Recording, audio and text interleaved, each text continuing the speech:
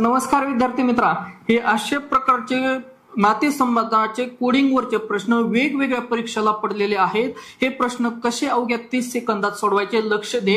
हा कोड बघ काय दिला, A#B हॅश कुठे यामध्ये वरी बघ, हॅश इथे ना, मग P च्या जागी A ठेव आणि B Q च्या जागी B ठेव। बघ A ही B ची आई आहे, A काय आहे B ची आई आहे। B मुलगा आहे का मुलगी समजतंय का नाही, A आई आहे म्हणून तिच्या डोक्यावर मायनस,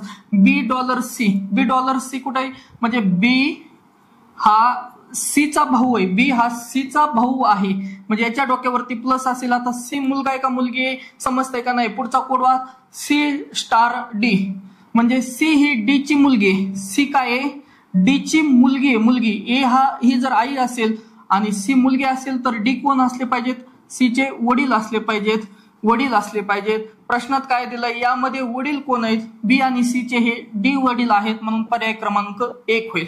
समजलं असेल तर लाईक शेअर आणि कमेंट नक्की करा। धन्यवाद।